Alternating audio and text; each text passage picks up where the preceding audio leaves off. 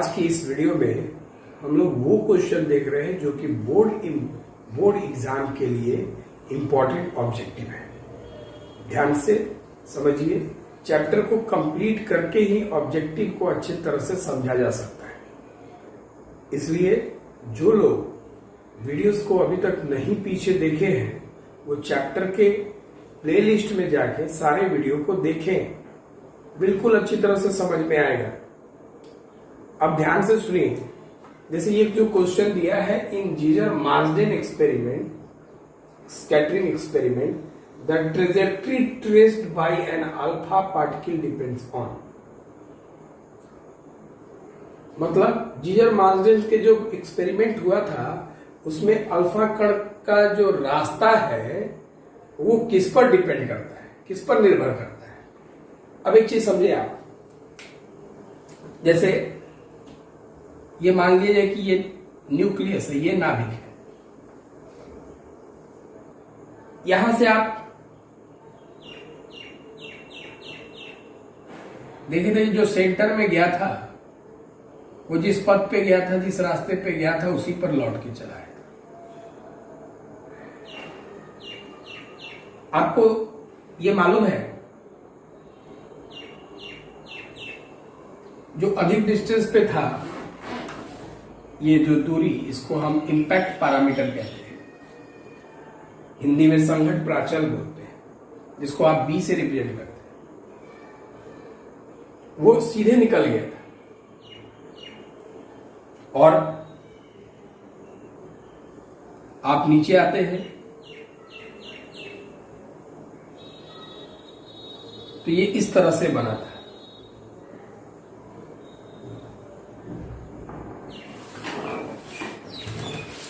ऐसे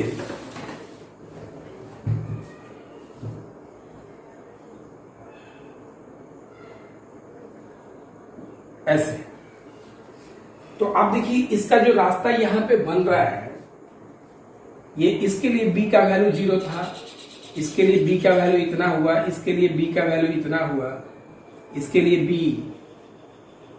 इतना हुआ और इसके लिए b इतना हुआ। तो कहने का मतलब है कि किसी भी अगर हम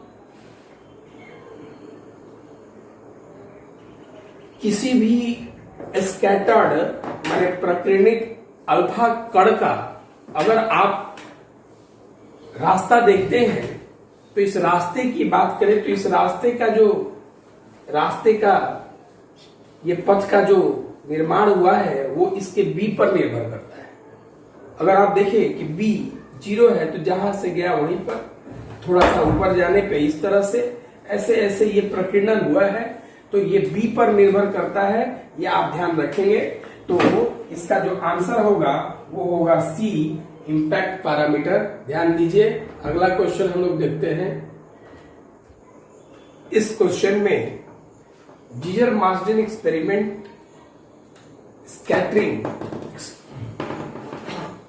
the number of scattered particle detected are maximum and minimum at scattering angle respectively at, मतलब इस एक्सपेरिमेंट में, इस प्रयोग में आपसे पूछ रहा है कि अधिकतम अथवा न्यूनतम प्रकीर्णित अल्फा कण की पहचान क्रमशः किस प्रकीर्णित कोण पर प्राप्त होता है। मतलब सबसे ज्यादा आपको अल्फा कण की जो प्राप्ति होती है वो कितने डिग्री पर प्राप्त होगी और सबसे कम कितने डिग्री पर प्राप्त होती है प्रकीर्णित कोण पर, तो वही आपको स्कैटरिंग एंगल पर वही आपको बताना है। तो आपको मालूम है कि आप जीजर मार्सडेन एक्सपेरिमेंट में आपने देखा था कि ये काउंटिंग बेस्ड एक्सपेरिमेंट है और आपको मालूम ये है कि सबसे ज्यादा अल्फा पार्टिकल सीधा निकल जाते हैं और सबसे कम अल्फा पार्टिकल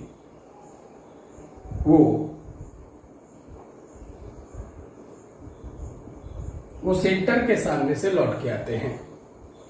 तो सबसे ज्यादा कितने, ये जो पीछे लौट के आया वो कितने डिग्री पे लौटा है, 180 डिग्री पे, और सीधे चला गया तो यहाँ पे थीटा बराबर कितना डिग्री है, 0 डिग्री।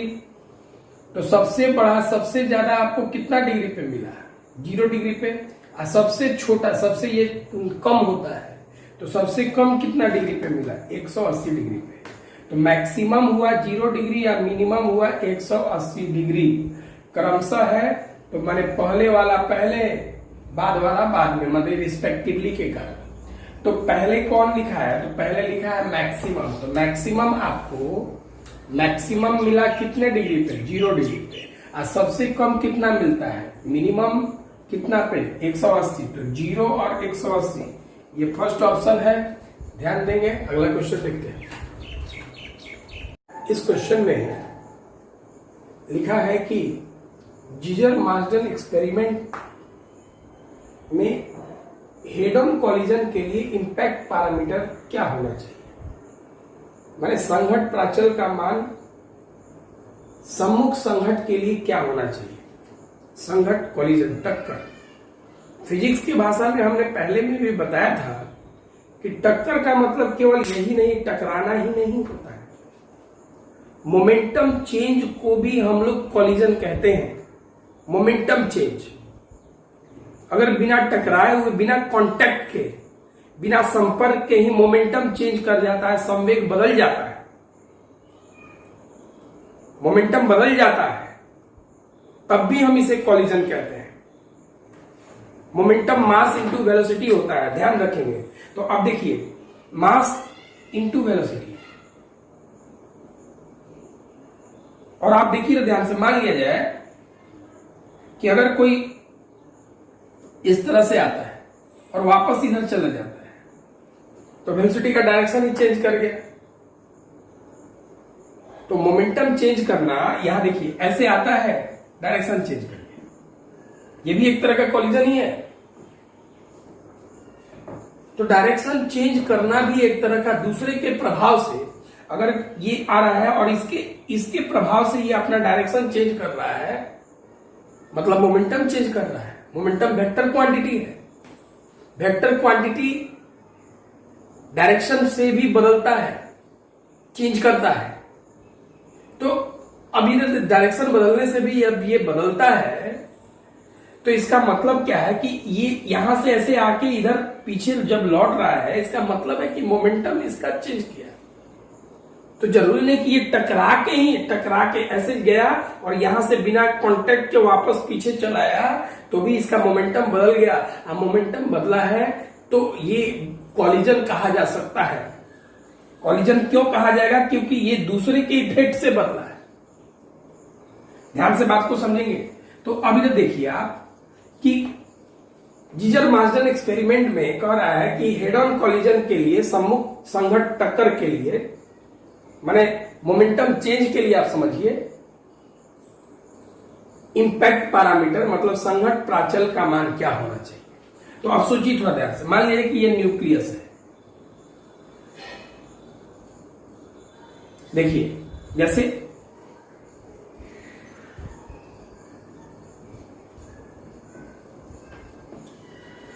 यहां से ये आया और ये पीछे लौट गया, यहां से ये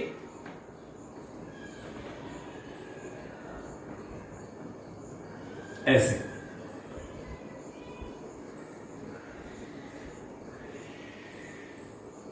ऐसे, इस तरह से। अब देखिए ये सब अपना डायरेक्शन चेंज कर रहे हैं, मतलब ये सब का मोमेंटम चेंज कर रहा है। तो ये देखिए ध्यान से, तो ये तो कहने का मतलब है,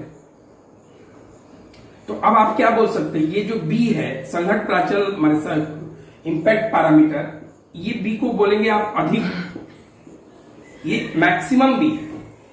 तो कहने का मतलब है ये जो है मैक्सिमम बी है, लेकिन अब इसको आप क्या बोलेंगे, इसका बी तो 0 है, तो क्या केवल 0 पर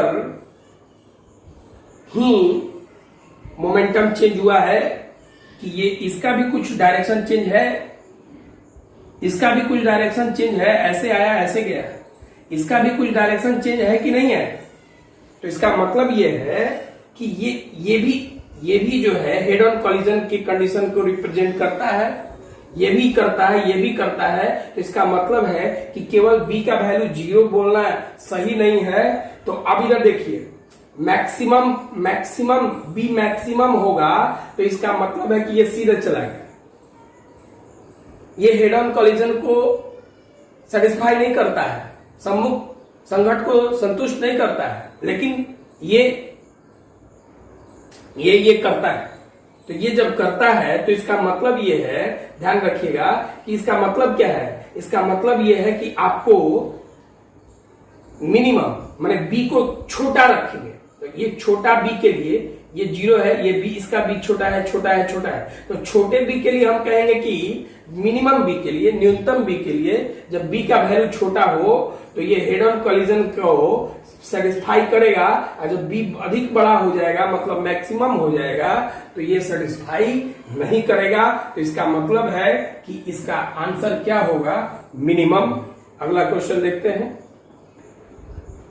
ये क्वेश्चन पूछता है कि the first spectral series was discovered by, पहला स्पेक्ट्रल सीरीज किसने खोजा था।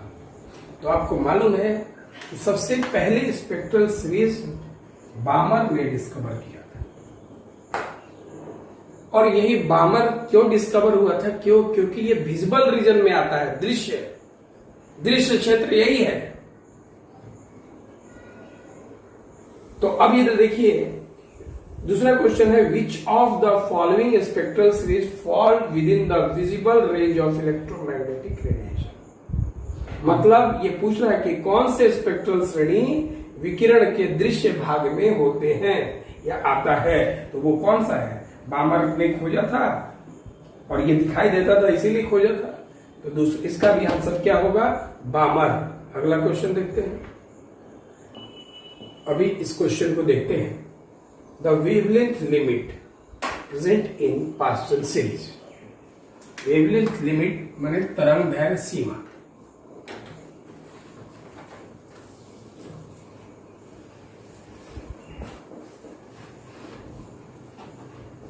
मतलब पास्टल श्रेणी में तरंग दैर्घ्य सीमा ज्ञात करें। तरंग दैर्घ्य सीमा क्या होगा। तो ये देखिए, अगर वेवलेंथ लिमिट भी आपसे पूछता है तो आपको ये शॉर्टेस्ट वेवलेंथ न्यूनतम तरंग दैर्घ्य की तरह ही बनाना होगा। अब इधर अच्छी तरह से समझेंगे, बात को सुनिएगा। जैसे पाश्चन के लिए आपको मालूम है कि 1/λ equal to r into 1/n1 square minus 1/n2 square. पाश्चन में करना क्या है,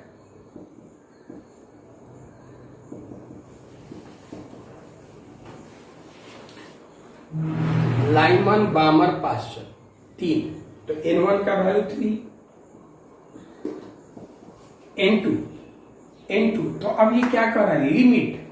तो लिमिट, किसी का लिमिट क्या है, कोई भी सीरीज का लिमिट क्या है, इंफिनिटी।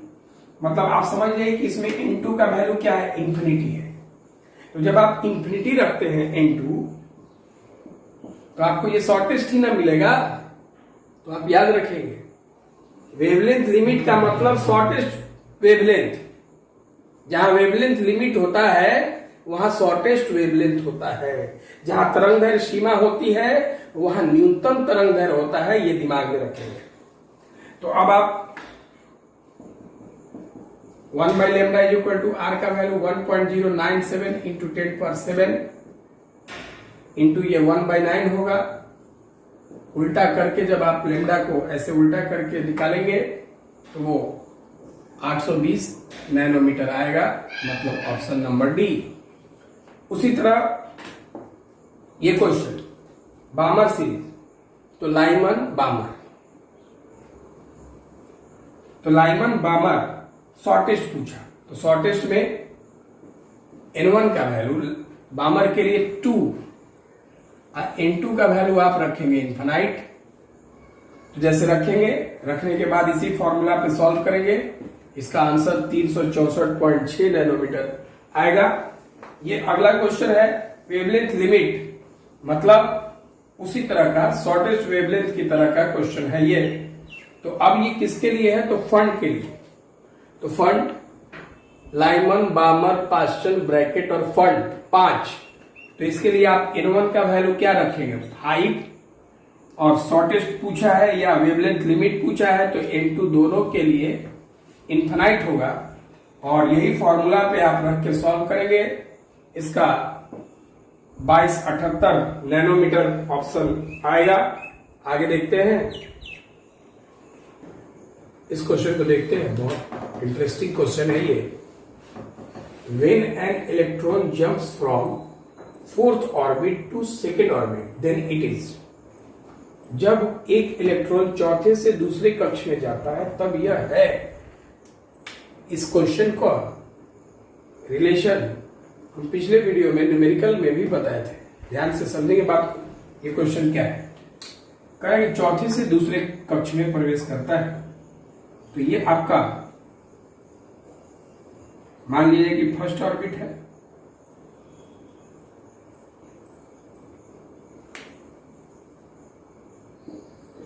सेकेंड ऑर्बिट है,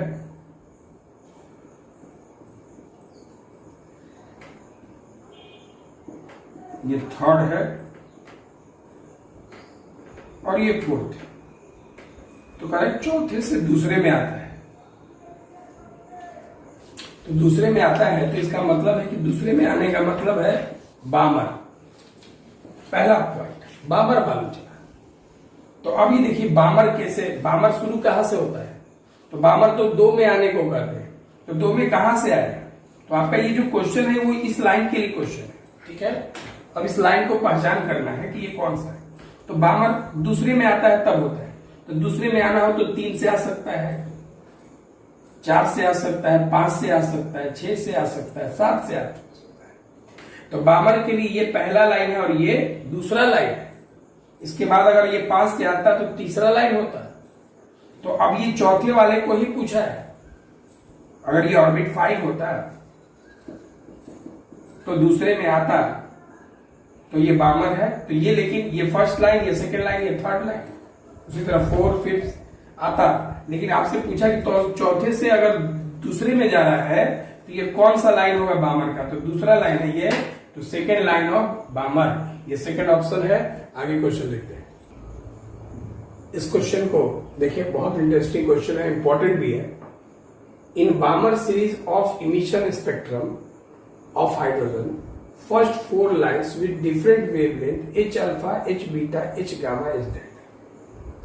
कह रहे कि बामर सीरीज जो बन रहा है उसके 4 लाइन के अलग अलग वेवलेंथ है, जिन्हें आपने H alpha, H beta, H gamma, H delta का नाम दिया है। तो इनमें मैक्सिमम फ्रीक्वेंसी, अधिकतम आवृत्ति किसकी होगी बताना है। तो बामर की बात करते हैं।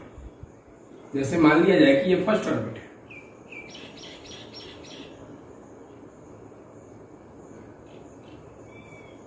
ये सेकेंड है,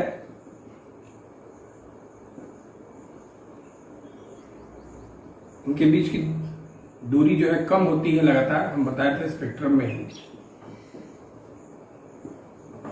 ये थर्ड है,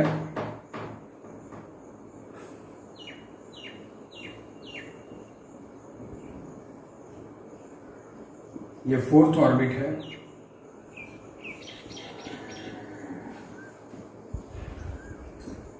मान लीजिए कि ये फिफ्थ ऑर्बिट है,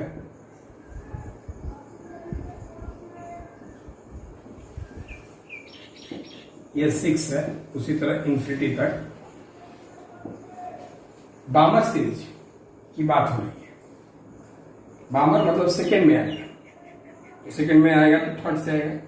इसको H अल्फा लिखा गया, फोर्थ से आएगा H बीटा लिखा गया,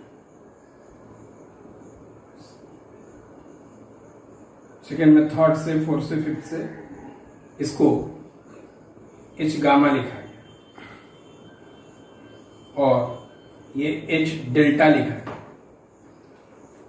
तो कह रहा है इसमें, अच्छा एक चीज आप देखिए, आप जानते हैं C बराबर न्यू लेमडा होता है।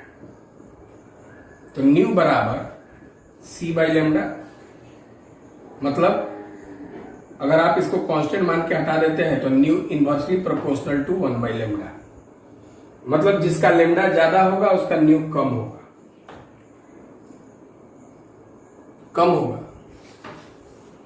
और आपको चूंकि अधिकतम आवृत्ति मतलब मैक्सिमम के बारे में सोचना है, तो इसके मैक्सिमम लाना है, इसका मैक्सिमम वैल्यू चाहिए, तो इसका मैक्सिमम के लिए इसको मिनिमम चाहिए, शॉर्टेस्ट चाहिए।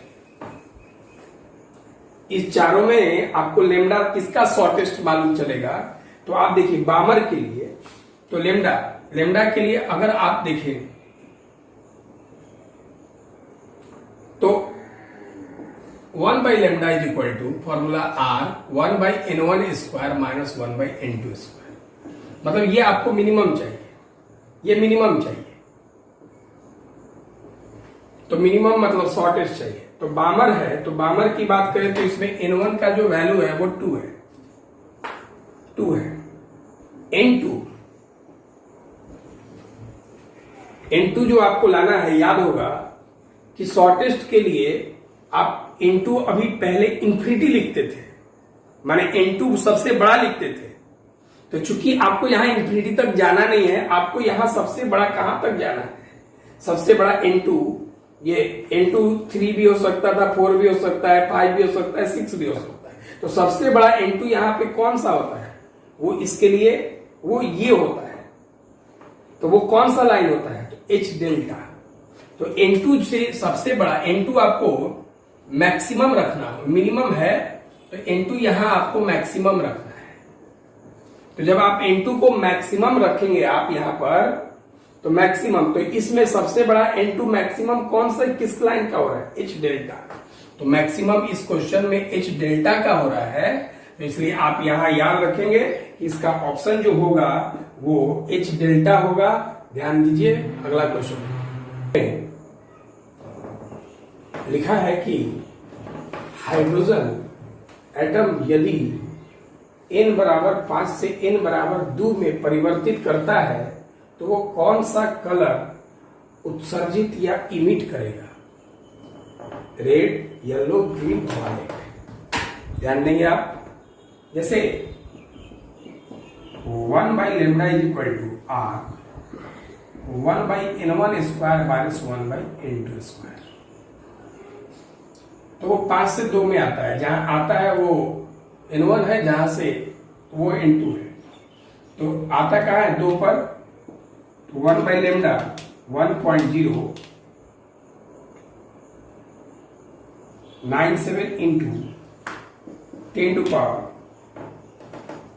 7, 1 बाई N1 की जगह 2 का स्क्वायर, N2 की जगह 5 का स्क्वायर। यहां से जब आप इसको सॉल्व करके लेमडा निकालिएगा तो ये लगभग 4300 एंगस्ट्रॉम के पास, 4348 या 50, 60 जो भी हो, माने 4300 एंगस्ट्रॉम के पास इसका वेवलेंथ आएगा, जो कि लगभग ये वॉयलेट का 4000 से 8000 एंगस्ट्रॉम तक कलर विजिबल होता है। उसमें ये 4300 लगभग जो है वेवलेंथ है वॉयलेट का, इट